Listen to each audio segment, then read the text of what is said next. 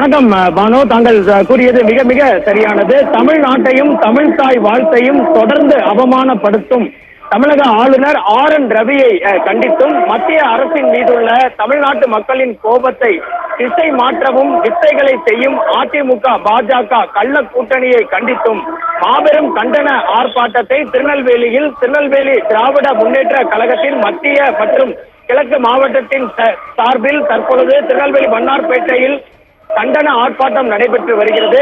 தமிழ்நாட்டில் அத்துமீறும் ஆளுநரையும் அவரை காப்பாற்றும் அதிமுக மற்றும் பாஜக கள்ள கூட்டணியையும் கண்டித்து திமுக சார்பில் இந்த கண்டன ஆர்ப்பாட்டம் நடைபெற்று வருவதாக ஆர்ப்பாட்டத்தில் பங்கேற்றவர்கள் தொடர்ந்து கோஷங்களை எழுப்பி வருகின்றனர். முன்னாள் சபாநாயகரும் திருநெல்வேலி கிழக்கு மாவட்ட செயலாளருமான ஆவுடையப்பன், முன்னாள் அமைச்சரும் திருநெல்வேலி மத்திய மாவட்ட பொறுப்பாளருமான TPM மைதீன் கான் மற்றும் திருநெல்வேலி மாநகர செயலாளர் சுப்பிரமணியன் ஆகியோர் தலைமையில் தற்போது திருநெல்வேலி வண்ணார்பேட்டையில் நடைபெற்று வரும் இந்த கண்டன ஆர்ப்பாட்டத்தில் நூற்றுக்கணக்கானோர் கலந்து கொண்டுள்ளனர்.